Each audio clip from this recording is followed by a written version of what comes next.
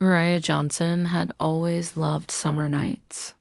The warm air, the distant sounds of music drifting through the streets, the smell of barbecues and fireworks. It all felt like freedom, like possibility. That Independence Day, she walked with a group of friends to the neighborhood park, laughing and joking, unaware that the night would mark the beginning of a painful transformation. She had grown up in a bustling city where danger and beauty often coexisted, but nothing could have prepared her for what was about to happen. The park was alive with energy.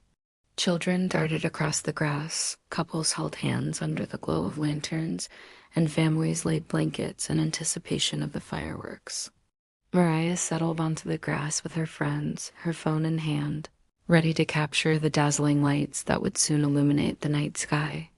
The first bursts of color went off, painting the clouds in brilliant shades of red and blue. She cheered and clapped, feeling an almost childlike joy. And then it happened. A firework that had been set off too close, aimed recklessly, flew into the crowd.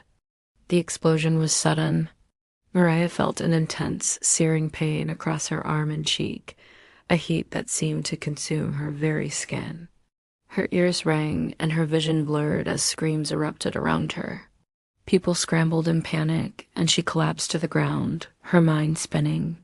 The world smelled of smoke and gunpowder, and her body throbbed with agony. Someone's hands were on her, pulling her to safety, and the sound of sirens cut through the chaos. She lost consciousness somewhere between the screams and the flashing lights. Hours later, Mariah awoke in a hospital bed, her arm bandaged and her face swollen beyond recognition. The sterile smell of antiseptic filled the room, and the reality of what had happened pressed down on her chest. She learned that the firework had caused second-degree burns, damaged nerves in her arm, and left marks on her face that would take months to heal. The physical pain was only the beginning. The psychological impact was deeper, a gnawing fear and shock that made her question the safety of the world around her. As the days passed, the truth emerged. The firework had not been an accident. A local teenager, Marcus Fields, had aimed it at the crowd deliberately, holding a grudge against Mariah's younger brother. The revelation made her stomach churn. The randomness of her suffering became a deliberate act of malice. Marcus' family had a reputation for recklessness and trouble with the law, and he had a record of minor offenses, but nothing of this magnitude.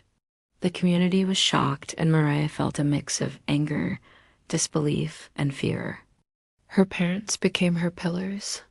Denise, her mother, fierce and protective, refused to let the incident define her daughter's life. Reverend Johnson, her father, balanced faith with a fierce sense of justice, reminding Mariah that she had power even in the face of injustice. "Pain doesn't make you weak," he said. "It makes you stronger. We fight not with anger, but with truth." Those words became Mariah's anchor as she began the long road to recovery, both physically and emotionally. Returning to her part-time job at the community center was a challenge. She had scars now, both visible and hidden, and the simple act of facing the public felt daunting. But she refused to hide. She wanted to reclaim her life, to show that she was more than a victim. Meanwhile, Marcus' case moved through the justice system, gathering attention as evidence mounted against him. Surveillance footage, eyewitness testimonies, and forensic reports all confirmed that the firework had been fired intentionally. When the trial began, Mariah faced the courtroom with a mix of dread and determination. She had never testified before, never looked into the eyes of someone who had caused her profound pain. The room was heavy with tension, filled with family, friends, and neighbors. Some whispered supportively, others muttered doubt. The prosecution painted a clear picture of Marcus' actions, the premeditation, and the harm caused. When it was Mariah's turn to speak, her voice trembled at first, then strengthened with conviction. "I didn't just get hurt," she said, looking directly at Marcus. "My life changed in a moment, and it wasn't fair. I didn't deserve this. Marcus' defense tried to downplay his actions, claiming it had been a prank gone wrong, an unfortunate accident. But the evidence was undeniable. Doctors described Mariah's injuries and long-term rehabilitation. Psychologists detailed the trauma of being attacked in public, emphasizing the emotional scars she would carry for years. Every testimony, every photograph, every word reinforced a single truth. Mariah had been harmed intentionally, and justice demanded accountability. Outside the courtroom, the story resonated. Local news picked it up, and social media was flooded with support for Mariah. People empathized with her struggle and applauded her bravery. Yet, even as the community rallied around her, she struggled with the weight of her emotions, anger, grief, fear, and a desire for normalcy all jostled within her. She knew recovery wasn't just physical. It was emotional, a process of reclaiming herself from the chaos Marcus had caused. The verdict day arrived, bringing both relief and anxiety. The judge, respected for his fairness, delivered a statement that acknowledged the gravity of Mariah's injuries, the deliberate intent of Marcus' actions, and the societal responsibility to protect innocent lives.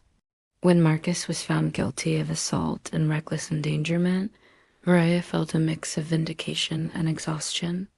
The courtroom erupted softly in murmurs of approval and tears, but for Mariah, the real victory was reclaiming her voice and her agency. In the months that followed, Mariah threw herself into recovery and advocacy. The physical therapy became a daily ritual, challenging her body and spirit, yet each small improvement was a triumph. The scars on her face and arm became symbols of survival rather than shame. She began mentoring younger girls in her community, teaching them resilience, self-advocacy, and the importance of standing up for themselves. Her story, once one of pain and victimhood, became a beacon of courage and empowerment. She also started a campaign educating teens about fireworks safety and the real consequences of reckless behavior. Mariah spoke in schools, community centers, and public forums, sharing her story with honesty and emotional resonance.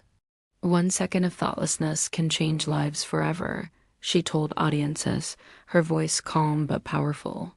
Her advocacy work earned her recognition, but more importantly, it gave purpose to her suffering, transforming trauma into meaningful action. Months later, she received a letter from Marcus. His words were awkward, a mix of apology and remorse. He admitted his wrongdoing and expressed regret, asking for forgiveness. Mariah read it carefully, feeling a mixture of anger, pity, and sadness. But she realized she no longer needed revenge. She responded with grace, acknowledging his words, but stating that her focus was on healing, advocacy, and creating safety for others. She had moved beyond anger and chosen empowerment. Over time, Mariah's life began to stabilize. She completed her college degree, pursued a career in social work, and continued her activism. Her presence in the community became a symbol of resilience. She attended city events, public forums, and celebrations, sometimes watching fireworks from a safe distance, but always with confidence.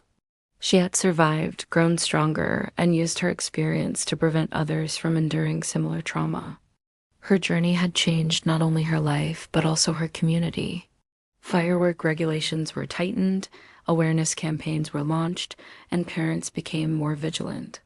Young people in the city were reminded daily of the consequences of reckless actions, thanks to Mariah's advocacy. What began as a personal tragedy had become a catalyst for communal safety, education, and awareness. Years later, Mariah reflected on the events of that fateful night. The pain had been immense, the trauma profound, but her response had defined her more than the incident itself. She had taken control of her narrative, transformed her suffering into action, and become a mentor, an advocate, and a leader. Her scars, both visible and invisible, told a story not of victimhood, but of courage, survival, and resilience. On the next Independence Day, Mariah stood with her friends in the park, watching fireworks explode in the night sky. The colors were bright, safe, and carefully managed. She felt a quiet sense of triumph. She had faced fear, pain, and injustice, and she had emerged stronger. Her life, once interrupted by a reckless act, had become a testament to human resilience and the power of transformation. She smiled, knowing that she had reclaimed her world.